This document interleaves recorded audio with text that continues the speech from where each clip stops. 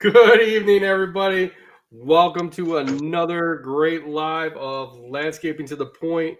I am your host, Scott, and I got my two funny guests over here, Josh and JC. They think it's always funny to be on here. Even this dude right over here, he's like way over there at the bottom. He's in his basement. It's like the Brady Bunch, I know. We're all like the Brady Bunch. Oh. Oh, you never know what's going to happen on this show, guys. Welcome everybody to another great show. Oh shit! When we talk about business, we talk about life, we talk about all kinds of crap, and we're always straight to the point. But welcome everybody to the show. Hopefully, everybody's been having a great week. We haven't been on for a couple weeks. I did a live interview. If you guys haven't watched it, with Sean from Cujo. There's a giveaway going on right now, so I'm gonna get into some more details later this week. But you guys gotta get on this giveaway. It's gonna be very interesting and a lot of stuff over $1,000 worth of equipment to get you going for the year. So that's what we want. $1,000. Yeah. All right. You're giving away $1,000 or $1,000 worth of equipment? $1,000 worth of merchandise I'm giving away, man. $1,000. Oh wow. $1,000. $1,000. We're gonna love that stuff, right? What's that? The bowling shoes? $1,000 worth of bowling shoes? No, you want bowling shoes? I was gonna give away $1,000 worth of bowling balls and some pins. I mean, throw some shit out like that. I mean, who knows? Welcome everybody on Instagram, YouTube, wherever you're watching us, or if you're listening to us. Thank you for listening to us on all the Apple, Amazon. I don't know where the hell we're at. We're all over the place. Boots on Ground Radio, everywhere. So today we're going to talk about a good topic. It's called fear. And it could be anything. I mean, we could talk about fear in life, what we fear the most. We can talk about fear in our businesses and what we can do to change it. I mean, shit, I'm scared of certain things, but I'm scared of more stuff in business than I am in life. So who knows what that's going to lend to. So, but I'm going to hit JC up because he was on the podcast earlier today, just a little bit before Josh. So Josh and JC, this is the question I got for you. JC, what do you fear the most? Oh, man. I feel like having to come up with an answer right off the That's the point, right? I mean, I don't know. I fear commitment. Well, yeah, I get what you're saying. I mean, that girl in Japan is probably still waiting for you to call her back. So, yeah. I mean, that's got to be some commitment issues right there. I've been trying to go back, but I'm not allowed back. That's the problem.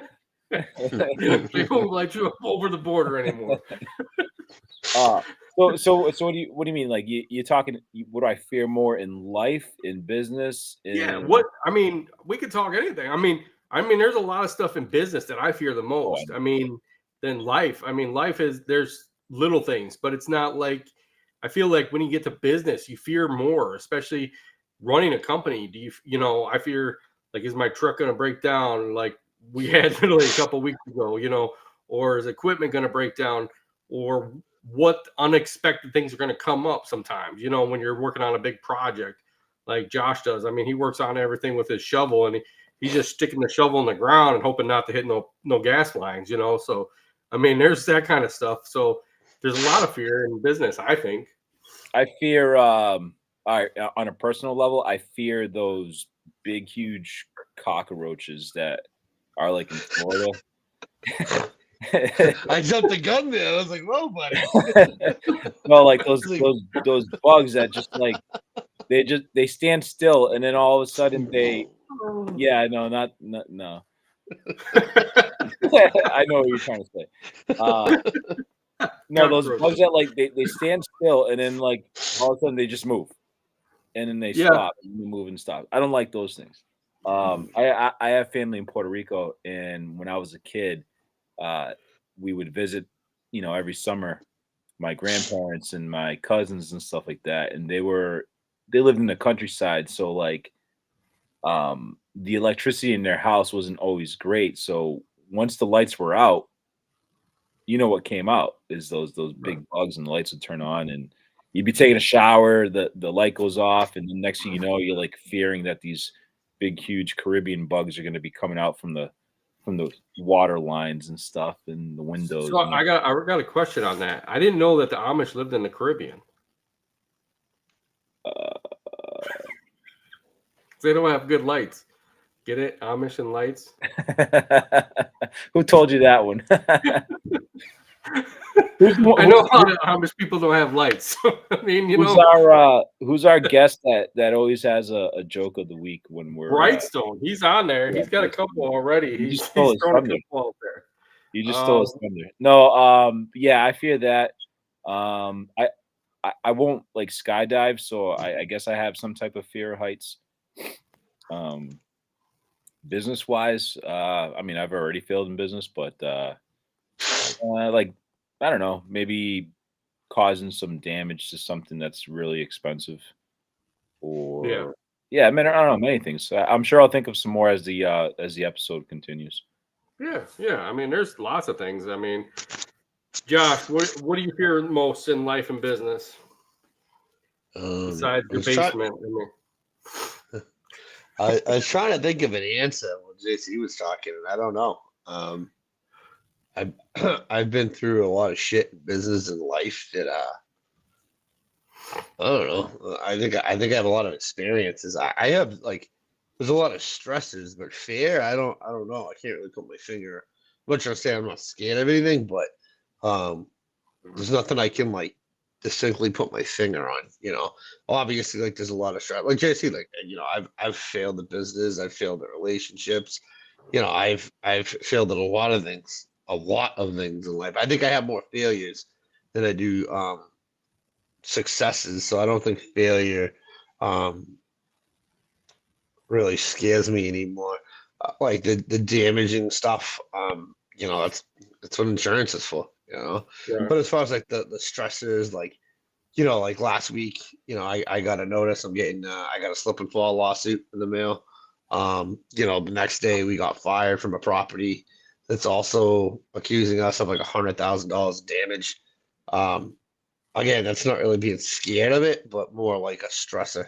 Like, it just creates fucking a lot of stress and like compounding shit, I just look at it like, and especially like in this like, snow and landscape business, I feel like there's just so much opportunity and room for failure that like you can always make it up somewhere. Like if you you lose all your customers, you could always rebuild it. So by yourself. So it's a way to come back. So I don't know. I think throughout the episode I'll check it, but like bugs and people. Yeah, I don't know. I don't think I really scare that much. I don't know. He's afraid of clowns. No, clowns don't bother me. JC thinks I'm scared of flying. I don't know why. Yeah, you are. You never want to fly nowhere. I'm not. I'm poor. I can't afford to fly anywhere. What the fuck? Something I The don't want. flights were free, and you still wouldn't fly on them, bro. No. I got a lot of work to do. He asked me to hold his hand. Oh, I wouldn't doubt it. I wouldn't doubt it. And he pulled out the rosary. He was doing the rosary as the was taking off. Doing the fucking prayers and shit. Yeah. And then when the plane landed, he started clapping like. I was that guy at the end. Good job, guys. You didn't kill us. Great. Thank you so much. I can see that with him. I'm surprised he didn't have one of those child things that you had to lock him to it to carry him and walk him in. Nowadays, you got to worry about that more often, right? Yeah, I mean that is one of the things I think now that more people are fearing right now because of all these plane crashes. I mean, so I can see where you got the problem of fear of flying, Josh. I mean that's I got to tell you when Trump eliminated some of those programs from the FCC beginning of the year, they knew it was going to be an issue. I'm not flying until they get that shit checked, dude. Fuck that shit, man. Fuck that. Right. Like I don't know if that's just like coincidental or like I'm not even sure exactly what he eliminated, but I know there was like funding he took out or something. But like, I'm good. Yeah, I mean, I think it's going to be very interesting, how everything changes, on that kind of stuff. But yeah, you know, with you, JC, with the bugs, I mean, I can kind of understand that. I was kind of afraid of bugs when I was younger. You know, I mean, I didn't want to touch some of them bugs and didn't want to get my hands dirty and stuff. And I think once I got into landscaping, and then it's like you pick up that grub and you pick up the worm and all that, and you're just like, oh, okay, this is nothing. Like you kind of get over some of that fear, but yeah, some of them bigger bugs, like you're saying, there's no way, dude. I'd be scared as shit of some of those big bugs that we see, you know, in different countries and you know even southern states. I'm kind of eerie about some of that stuff. You know, that can definitely freak you out Dude, sometimes. So. you know what? Actually, you just reminded me. Recently, I like to travel, and you know, and whenever we go to GI, the Equip Expo, I still call it GIE. You know, staying in hotels. There was like a few years back when bed bugs were like a big thing. Right. And Josh, you're afraid of germs, so I know that for a fact. You're kind of, I don't know. You said you were a germ. He's a germaphobe. I mean, I think people are gross. Yeah, people are fucking But gross. bed bugs, man, like at a hotel, like you don't know if they're there. You don't know if they're, you know, and they get into everything, and then you can bring them home with you. Yeah, I'm not. That's sometimes like I'll bring my own pillowcase when I travel, just because I don't want to like. It's not gonna do anything. If there's bed bugs, I'm screwed anyways. But Yeah, I mean, it's one of those things. I think it's, yeah, I kind of look for that stuff, especially when we go traveling too, is as the bed bugs. You know, I don't want to get none of that crap, and it's one of those things. I think everybody that you know cares about themselves, you know, looks for that stuff. You know, looks for the bed bugs, looks for bugs, and you know, I hate to say it. I mean, I've been to Vegas a couple times, and you know, them hotel rooms are not the cleanest either. So I don't, you know, I'd be worried about that. Check out the camel spiders. I don't know about camel spiders. I don't even know if I want to look that up. I'll tell you the is truth. that from Australia? I'm guessing. It might be. There's some like Australia has like the craziest insects, but yeah. Yeah. Well, here I got a story to tell you from Australia. So at Equip last year, I met Nathan from Nathan's Lawn and Garden in Australia. So we got to talking about some of those big ass spiders that they have over there, and him and his media lady were talking, and I said, dude, do you ever get scared about some of these big ass spiders that are like the size of your hand? And he's like, no. He goes, they're sweet. They'll just you know climb up on the wall, and goes the next thing you know they're gone. He goes, they don't bother you at all. And I'm like, dude, I'd be scared as hell of them things, dude. And he's like, yeah, They're probably like squirrels to them, you know. He said they're like house spiders. They won't, you know, they're there to get the other insects. They're not there for anything else, you know. So, you know, guy says they're camel spiders are in the Middle East. I don't know. See, that's one of the things I would not go that way. You know what? I have heard of those. I got a friend that was in the military, and yeah, scorpions. Yeah, scorpions are kind of iffy too. Yeah, I don't know if I'd mess with scorpions. I think Josh would mess with him. He used to have a scorpion in his basement. Scott, what's your biggest fear? You haven't mentioned it yet. You know, life it's hard. My biggest fear in life is sharks. You know, going into the water with sharks. Other than that, that was my cat. She's meowing over here. She's like, bitch. Yeah. She's really fun. But business wise, I fear, you know, it's not about failing. I feel like, you know, as a business owner, we do have some failures. We have some mistakes that we learn from, which I consider are lessons. And, you know, I don't feel like you ever fail in the business. You learn something on how to adapt to it and go on for the rest of your life. So I don't think failing is one of the things I fear, but I fear sometimes the unknown. Like, you know, digging a hole, if it's, you know, especially if it's close to something that, you know, that's been marked out, because I've hit many a times I've hit a line that, you know, isn't marked and you're like, this wasn't supposed to be here, you know, or I fear, you know, equipment issues sometimes, you know, when we're getting going and you're having a good, I've had it where you have a great week, a great month, and then you have a piece of equipment that just keeps breaking down, and you're like, what the hell am I going to do? So to me, I fear more as it gets to a certain age and, piece of equipment that I worry about, like, is that going to fail on me this year? Is that going to fail on me this month? And that's more of the fear I have business wise.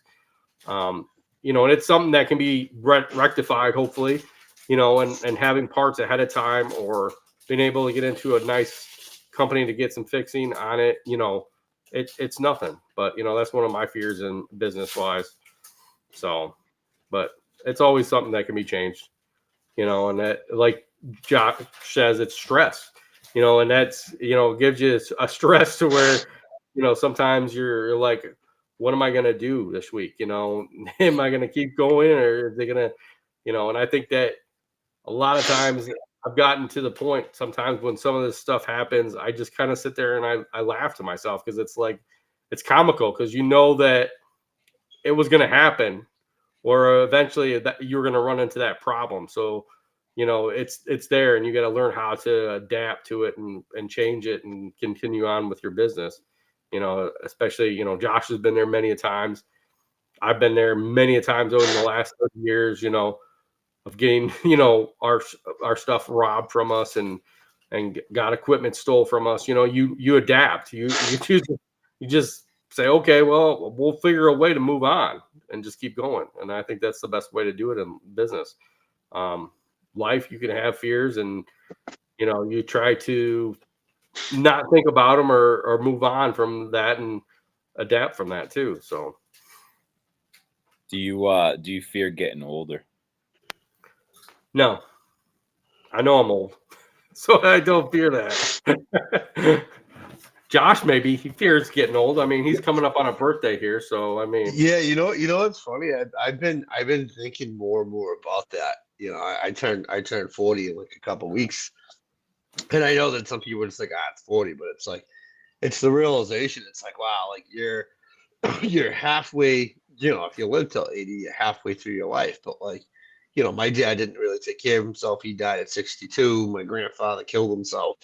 And that was around 60. So it's like, okay, like essentially you could only have 20, 25 years left, and it's like, all right, like what do you focus on? Because obviously, like we work so hard and so much to provide for ourselves and our families and for like the type of life we want, even though it's not like glamorous, but it's like, we're now going forward, it's more like which direction do I go in business and life? Like, do I really try to grow the business, or do I scale back and just get it to the point where I could be, comfortable for the next like 10, 15 years, and hopefully be able to retire at some point and enjoy it. So I don't know, like that, a lot of thought goes into it. And I am a really bad overthinker. And I think maybe I overthink it a little bit. So I try to ignore, like, I've actually gotten off social media the past like month or two just to try to like clear my head with all the bullshit going on and focus on like more important things. So like the getting older stuff, like I don't fear it. Like I'm not like death doesn't bother me. Being like a cripple motherfucker bothers me. I'd rather put a bullet in my head than be a veggie and have someone wipe my ass and feed me my food. But I think just planning a little better for the future kind of bothers me, and like the unknown. Especially the way like the world's going, the economy's going lately. A lot of thought goes into that. And as far as getting older, and my abilities too, like. I feel it in my body. I haven't really taken care of myself the past 2 years, and it shows. It hurts. I slow down a lot more. I don't have the stamina. I can't. These storms the past month, I've been nonstop with these little tiny storms the past month, and just my recovery. This is the first 3 days that I've been home this long and actually on a schedule. I think for about a month straight, I'd be home for a day and then sleeping in my truck and car for like 2, 3 days. On the road. So, I definitely am not the same I was 3 years ago, being able to deal with the stuff and recover. Like I'm out like by like the 15th hour, I'm nodding off and having to pull off into a parking lot and sleep somewhere. So it's definitely it's catching up with me. So do you fear that in say 10 years from now that you could be that guy that's wanting to sleep after 5 hours worth of snow plowing? Dude, I'm that guy now. I think if I don't I've never been the greatest at taking care of myself, but I worked out a lot more. I didn't eat as much junk. Yeah, I think the stresses were a little different, but I think if I started taking care of myself a little better, then I might be able to. But I don't think that. And granted, I opened a lot of doors and expanded quite a bit this year. And I think that kind of contributes to it too, where there's a lot of area to cover. So that's what I mean by scale back and scale up to scale back, scale back to scale back up, Right. But I'm hoping that, in my 50s, I'm not like the 5 hour guy, I've kind of strived that I've been like a snow guy, more than anything, most of my life. So it's kind of my bragging territory, so I can still do I can do more than most people can in the same amount of time. So I still have that, but I hope not. Yeah, because I mean, you got to figure. I was averaging about 97 hours a week, with the snow stuff, and not really coming home. And like I said, this is the first since Friday. Oh, not even Friday, Saturday, and yesterday and today are the first real days I've had at home. So in a while. Right. I don't know, man. I don't fear getting older, but I do realize how quick time flies as you get older. Like even Right. just for example, this weekend, it felt like a couple hours ago it was Friday night, and we're already here Sunday.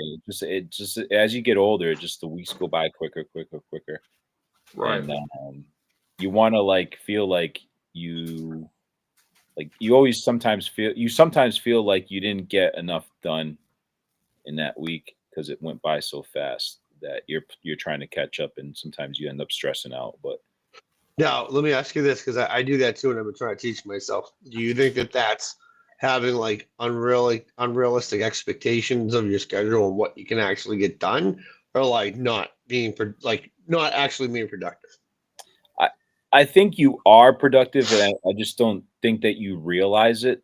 And it's like you've gotten so used to doing things the way that you've done them for so long that even when you are productive, you think you're not, and then you feel you have to add more to it. I don't know if that makes sense, but Yeah. it's like if you really took a deep look at what you did, you'll realize how much work you put in. Right. But it just for some reason or another, it feels like you let time waste. I don't know, but Do you feel like? that could be a fear. Do you feel sometimes that you're you want that time to relax, and that you you have a list of things that you have to do, but you put it off because you want to do other things that you wanted to do, like watch a show or something, or watch a movie that you wanted to watch, and so you procrastinate on doing that? Yeah, man. It's almost like you feel guilty about taking time to relax and Right. watching a show and stuff like that. 'Cause it's like that over expectation of, like you just said, oh, I need to be productive. I need to get this done. And it's like you need those breaks. You need to take time off. You need to relax so that you could continue on the next day or the next week. But Yeah. but yeah, it's like you sometimes you might feel like you're procrastinating, but you're really not. You've really Right. done a lot. Yeah, I mean, if you look back at what you've done, I mean, we've all done a lot of stuff, especially being business owners and running companies. I mean, it's we're always working. It seems like we work more than that the guy that's coming in 9 to 5.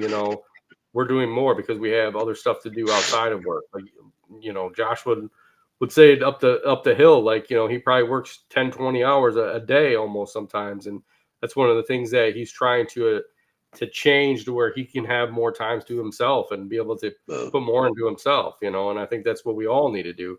And you start to learn that as you get farther along in business, that you want to take time for yourself. You've put more hours into a business that you really wanted to, and you didn't think it was going to be this much, but you still want to be part of your business and make sure it succeeds and keeps growing. Correct?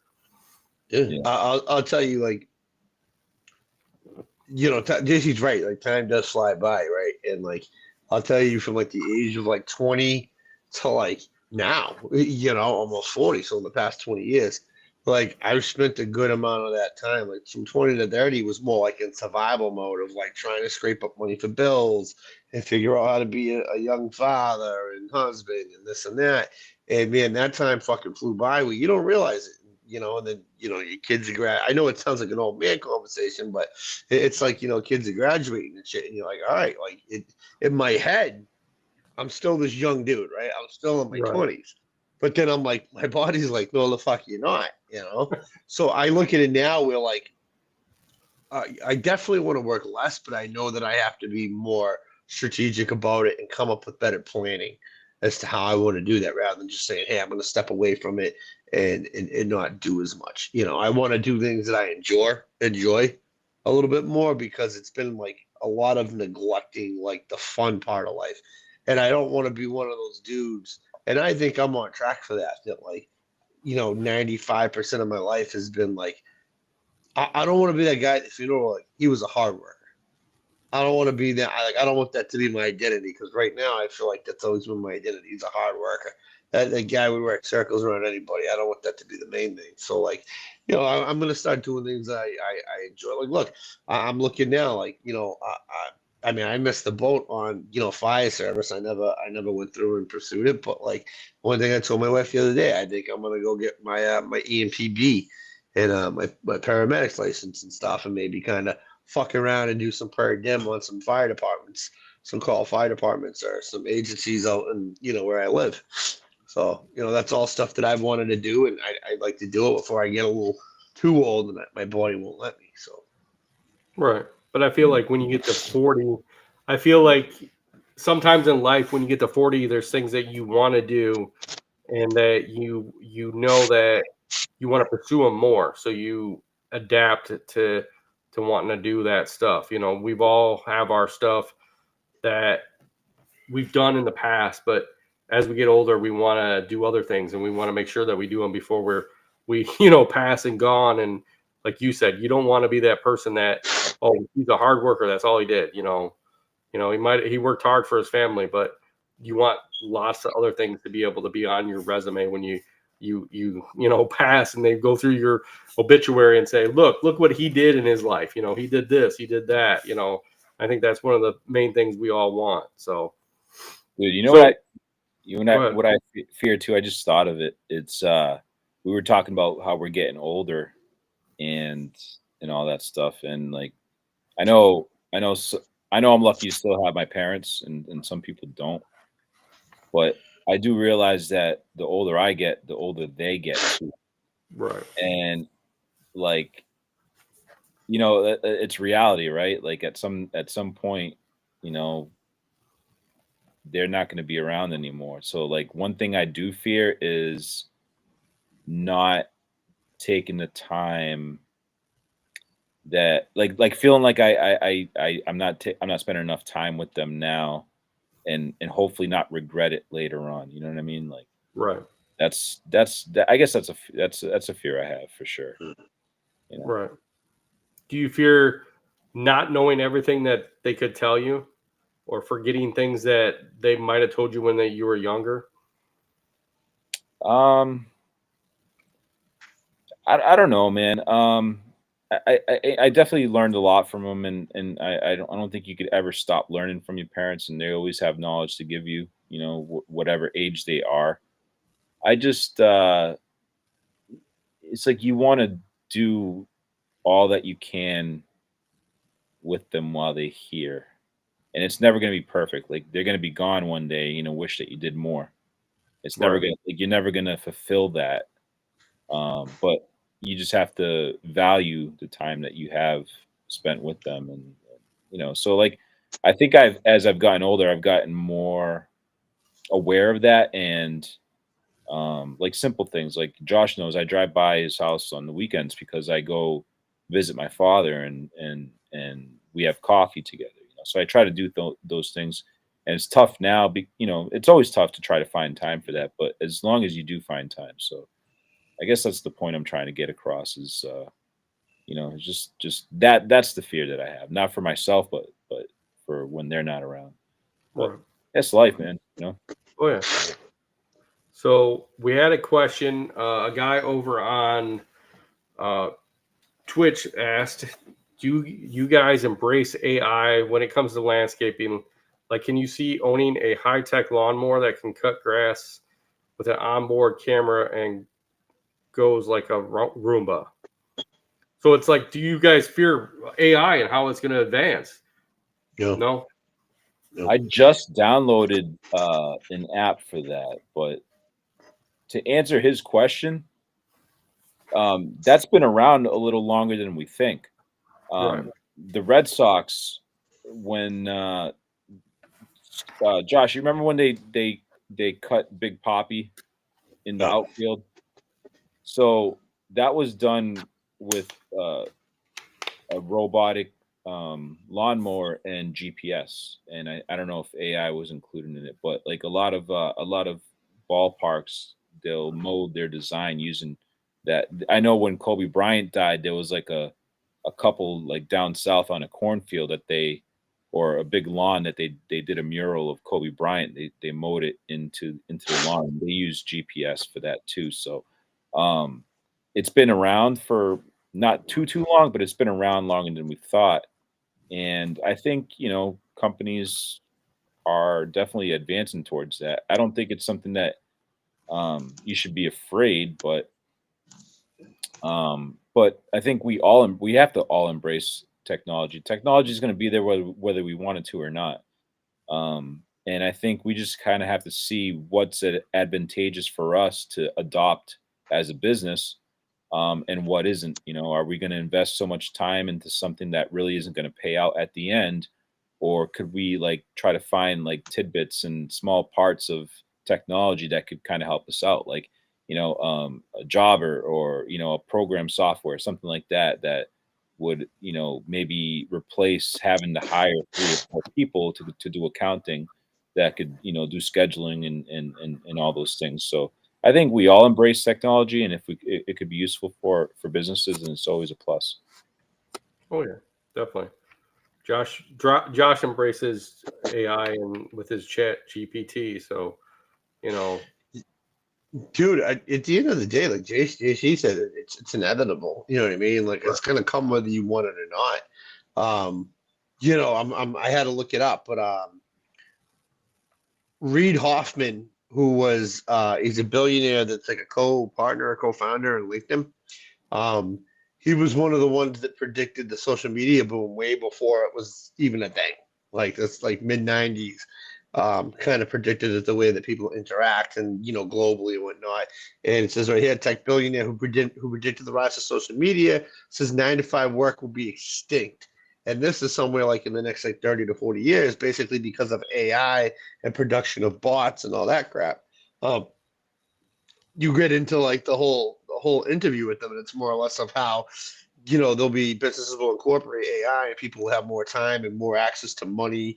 Um, not really sure how when they're not working, but um, apparently it's supposed to be a better civilization. Is what they're Right. coming down to. But to answer the question about the lawnmower, no, I think that that's going to be the way that a lot of companies that can afford it will go into it. Again, we've talked about it time and time again. Infrastructure is not there for the type of, whether it's electronic battery life or whatnot. Maybe you can run gas powered or satellite ran lawnmowers, but with the lack of people that want to join the labor force, and also the idea that you can't really support a family, being a laborer in this industry. You can to a certain extent, um, but the thing that sucks with this for a lot of guys is like, yeah, you might like up here, average pay is anywhere from like $20 to $35 an hour. Usually 20 is on the low end for a guy to start. 35 being for like a mowing foreman. You get a little higher when you get into the construction aspect. And these are non-union rates. Union rates, you're making, anywhere from like 27 to 50, $70 an hour. So non-union rates, it's hard for guys to support families. we did it. Yeah, my wife stayed home with the kids, and it was a struggle for a long time. Didn't really make sense for her to go to work when the kids were younger because the money that we would have paid for, sitters or daycare would have been what she would have made at a job, to cover that. So it didn't make sense. And I feel like a lot of people can't do that anymore. The cost of living, especially in the Northeast, is substantially higher than most areas of the country. And I think that it's going to be harder and harder as time goes on to find a labor force. And companies are going to look at that and say, like, what are we talking about? Tesla with the bots, $40,000 for entry level bots. So, like, let's use, for instance, if like you're a hardscaper and you can have these bots that can lift, 6 retaining wall blocks or, a fucking stack of pavers and at least bring them over to you, that's $40,000. And that robot lasts 5 years. It's 25 to 40 grand a year for a laborer, that eventually, like we were just talking, their body's going to wear out and they might try to find something a little easier, a better position where I think it's inevitable. I think it's coming. I think it does benefit us as business owners. The Reid Hoffman, where he's going with it, I'm not sure. I think it's going to take a lot of jobs, but I mean, look at like fucking Walmart and the supermarkets with the self-scan. They said when those came out in the early 2000s, oh, this isn't going to affect anybody's job. And now, you go in and it's one cashier and those things, and the lines are down the fucking back of the store. Dude, Right. I know someone that has a Cybertruck, and he was telling me that like I don't know, within the next like year or two, you could go to work and park your Cybertruck, and while you're working, that truck could drive an Uber, like what do you call it, auto whatever. It could go do Uber pickups while you're driving and earn money while you're working at your job, and then come back and be there to take you home. Like That's crazy. So it's like AI can make you, if you look at it that way, AI can make you money, in the right format if you utilize it correctly. But I don't know how that works. But yeah, imagine that, dude. You have a car, you go to work, and while you're working, your car's usually been sitting in a parking lot all day long. Then now you're using your car to make money by doing like these Uber rides and stuff. And it's not even operated by a person. It's just the computer is just driving the truck itself, and that's crazy. And you're making money off of Uber pickups. Insane. It'd be interesting.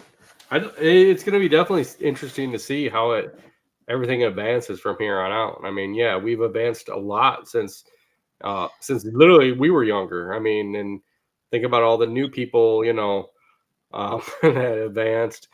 Brandon the Booker says, y'all ain't seen Terminator, yeah, Skynet is real. It's coming. It's coming, Brandon. So but yeah, I feel like, I don't know if it's going to come to Terminator, type things, but I feel like, yeah, it's going to advance it. It could help us all out. Like Josh said, using robots to in our industry to be able to have guys do stuff. Yeah, that might take out like mulch mate or something like that. But to have, robots do all that work for us, it's going to benefit us in the long run, so I see some advancements coming along. Josh is gonna buy one of those Tesla robots so that it could hang door hangers on people's property. He's already looking. I mean, he's looking right there. I'm legit. I'm looking at him right now. I'm like, he's gonna buy one by the end of the month. He's gonna buy one. All it's gonna do is hang door hangers on people's property. But bro, think about it. Like, I'm gonna look up after the podcast tonight. I'm gonna look up exactly like what the prototype is and the beta testing on it. But dude, even if it's $100,000 for a robot, right? $100,000 for a robot, like let's say the labor trades with the span of 5 years, that's not fucking bad if you think what you would pay someone that's gonna bitch and moan and not show up and have issues and this and that, and sick days and vacations, where this robot shows up 365 days a year with no issue. You know what's gonna happen? You're gonna get one of those robots that's like defective, and the robot's gonna call in sick like twice a week. Yeah, it's gonna constantly go back to the shop to the dealer, fucking thing. Yep, I see that too. But yeah, I see where I'd have to say I would definitely be one of the people that invest in all that shit, like robotic or AI or something, robotic lawnmowers and bots and all that crap, and trucks to drive themselves. I would definitely get with it for sure. Yeah, I think it could, especially the robots. I think, like you said, spending 100 grand, and if you span it through 5 years, you're only paying 20 grand a year. If you really think about it, when you're paying an employee 60, 70 grand a year to do work for you. So I mean, you're saving money in the long run. AI generate a profit and loss report based off my bank account statements and QuickBooks and Jobber. You just speak to it, and that's what I mean. Like you eliminate a workforce, but I feel like I gotta go through the Rich Hoffman, um, the Reid Hoffman interview and see exactly what he was talking about, where he said the economy will flourish because people aren't working as much and want to spend more money. But how are they making money? But it could be something like what JC said, where you own the truck and then the truck can go out and work for you. Right. It would be very interesting. Crazy. Do I you can fear see that? Josh getting one of those trucks too. Scott, Being do you able fear to, that technology? yeah. What do you think? I don't think it's fear. I think it's interest. It's curiosity. I don't think it's going to take away jobs. I think there's always jobs out there. People always find jobs. I feel like businesses are always growing. There's a lot more small businesses coming out every year that do different things. And I don't think it's going to change. I don't think you're going to, robots and AI will take jobs away, but there's still tons of jobs to be out there. And I don't think it's going to totally affect us all at once. We'll be able to advance. So,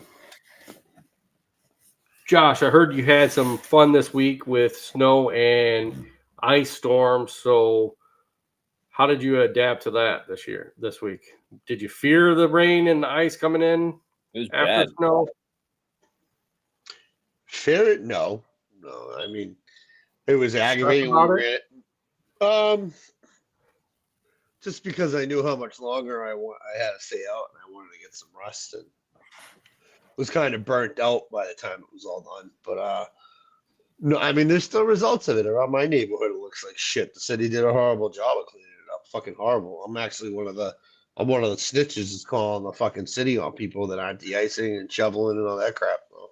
But no, it was a pain. We had a storm that came in. WeatherWorks can go fuck themselves. WeatherWorks apparently, we counted about 10, 11 inches in most of the sites that we have, and WeatherWorks came in at like 5.7 in most places. But let's say we got between 6 and 9 inches in most of our regions. And, that was Saturday night into Sunday morning. It snowed till probably about 6, 7 o'clock in the morning. That switched to sleet for about 3 hours, so we probably got about an inch or two of sleet, and then the temp kicked up to about 38 degrees. We decided to just like salt walkways and not go after the parking lot salt things, just because the temp was going to go up so much and it was going to downpour, which it did. JC, I don't know if out this way you got it, but on the coast we got like torrential downpours, and it got to the point where like things were like flooding out. The only issue we were having was that the temps were supposed to drop that Sunday night, starting at 8 o'clock, something like 2 degrees an hour for like 5 or 6 hours, and get down into the 20s with like 50-mile-an-hour winds. Typically we bag on the winds to dry things up, but because it was putting the wind chill so fucking cold, I actually went down to one of my sites in the city to try. My goal was to time it absolutely right so I could get some salt down right before it froze up. I had been up since like Friday morning and ended up knocking out. And of course, woke up at midnight and everything was frozen solid. Absolutely frozen fucking solid. Like, couldn't believe, to the point that like you couldn't even break something up with the shovel or a pick. Kind of scrambling to go. And of course, On this site, we don't have a hoop house for our salt bin, and we had about 6 yards of salt left, which should have been fine for this property. And these fucking idiots left the tarp off the salt pile. So the salt pile at this time turned to rock. So luckily, I have a larger landscape company in the city that had quite a bit of salt. We knocked it out of the park. I was a little annoyed. My skid steer Caterpillar has this issue with the door hinges when it's too cold where they pivot a little bit. So once I go open the door, shatter the glass, couldn't use that. But we conquered it. We knocked it out. We were treating. We ended up working on stuff till probably Thursday. I did have a couple crews that failed on the storm, and that's why we were out till Thursday. Most of them were subcontractors, so I actually did have to get a little bit more vocal than I usually do. It was more aggravation and kind of exhaustion at that point, where I tell these people like they're all making prime money, prime dough for what they do, and the fact that I got to go out and fucking clean up a property with my crew, for days after a storm is fucking ridiculous. So for the first time in my career, I started back charging guys. And that's gonna kind of be the motto. I don't mind it. I get sometimes you miss a few things and that's fine. But site after site, of sites that we've ran ourselves in the past with zero complaints, we've got complaints about. We got fired from a site over the weekend where we're partly at fault for. I'm not going to say that we're innocent. We couldn't service it in a timely manner that they wanted. I also think that the general contractor on it was unrealistic with the expectations of the site, and there was wording in the contract as far as when there was a cleanup that I felt we were in the right on, and I was giving it time to go do a cleanup, which we were supposed to have till the next morning, and there's no way that I could have. There's no way I could have executed the proper reinforcements to get it done.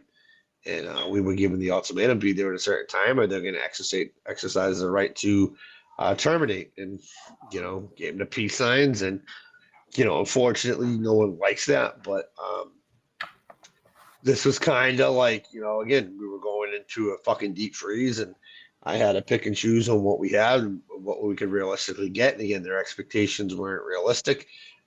So we took the termination on that. Right. I mean, I think you have to make the decision sometimes at that point, and it's hard, especially when you're going into a deep freeze or like that where you're having issues, with the snow and all the ice and stuff. It's hard to pick who you can get to and when you can get to them. I feel like most of the time we all can get the jobs done on a timely manner, but it's certain circumstances that come in that it's hard to do that. Correct. Like this place was serviced every 2 hours down to the T, salted with like a yard and a half, and when it calls for 0.7, management still wasn't happy with that. We follow protocol down to the T. We use log sheets, we use timestamp photos, and it was a constant stressor for my foreman out there, where he got to the point where he was just leaving a truck there to take care of it, and they still complained. And that's why I think that's why when I say it wasn't realistic what they wanted. They say they self-performed it for years, which I understand. I have sites like that I say the same thing, but also that area hasn't gotten the snow that we got this year, in the duration of the timing of the storms that we've gotten in quite some time. So it sucked. No one wants to take the L like that to be fired, but again, you kind of have to pick and choose. I mean, it sucked because the day before I got a letter from law firm suing us from a slip and fall from the beginning of winter 2023. So that was on my mind. And then this happened. And then then again, getting the phone calls or the complaints of sites that I subcontract to guys, and sites that I think are fairly easy to maintain. That it was very basic stuff that was just left out, like certain scrapes, certain back drag areas. We spent $1,000, send a low bed to get a loader to bring it up to one of our northern sites to clean it up, and we're there for 8 hours cleaning up, moving piles because they didn't put piles in the right location.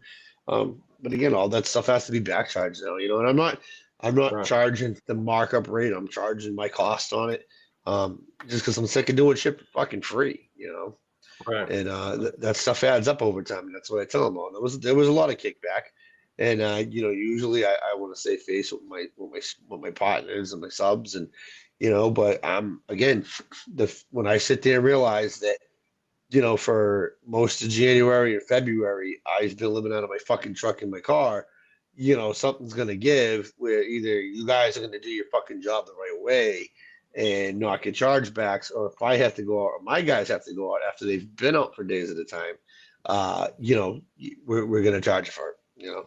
And Right. I told everybody we're gonna have a meeting the beginning of next year. We're gonna scale back, but still have enough work for everybody where it's going to be, there's going to be high expectations for everybody to perform because there's no Right. more of this shit. Like, again, I'm not saying that I want to be home running it from my couch, but I want to be able to get home, in a reasonable hour after a storm, for the amount that I'm paying out, I should be able to. Right. And I don't think there's any issues with trying to do that by scaling back and getting it tighter and making sure everything's correct. I mean, that's your job. I mean, that's what you want. That's what you go out to customers and tell them that these spots are going to be back dragged here. It's going to be done the right way, and you expect it done the right way. And that's working with subcontractors. That's something you got to let them know. And if that's not, then I get what you're saying. I mean, you got to charge for it and do all that stuff to make sure it's done right, because like you said, you don't want to do anything for free. None of us want to do anything for free as a business owner. So yeah, definitely.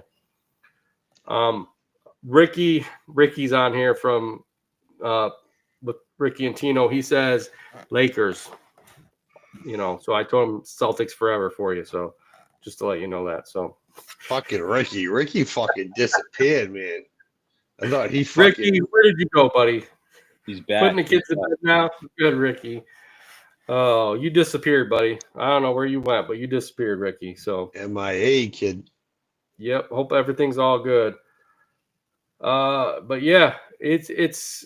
I think you always have to learn to adapt and not fear business sometimes, and be able to scale back when you need to scale back and continue growing where you need to can grow. I think that's how we all are. So I want to thank everybody for watching and listening. We've had a great topic today on Brandon the broker. Brandon. Go sit on a big cockroach. He's a big Seattle Seahawks crap fan. Yeah, okay. That's why the Seattle Sonics, right? Fucking Yeah. Celtics and garbage. Get out of here, dude. Oh, you're funny. Well, we've had a great show, guy, talking about fear, business, and everything else. It's always fun to be on here and have you guys on and everybody else that's on too, and then be able to talk to our listeners and get them to comment and stuff. So definitely keep comment on some of our stuff. If you're listening to it, comment it, like it. We'll always love that. So I want to thank everybody that's watching and listening. I want to thank our sponsors, Cujo and Pro Parts Direct, for sponsoring the show. And then also be on the lookout if you haven't yet, but we have a little giveaway coming up here, and we got over $1,000 worth of equipment, not 1,000 pieces of equipment. That would be even funner, but $1,000 worth of equipment that you guys can win from some of our sponsors, even some new sponsors that will be hopefully sponsoring the show here in the future. So definitely be on the lookout for that. So thanks, everybody. Continue to watch us on YouTube at Landscapes by Acme. Keep listening to us on Landscaping to the Point. We're over on Amazon, Apple, CarPlay, wherever you're listening to us on any of the podcast forums. And then keep watching us and listening. Thank you guys for being on. Josh, thank you for being on and giving us a thing. JC, Thank you. You got something to say, JC? You got the thumbs up. He's like, I'm done. I'm out of here, right? Good. I'm good. I have no fear. No fear. No fear. Don't have no fear, guys. Just go at it.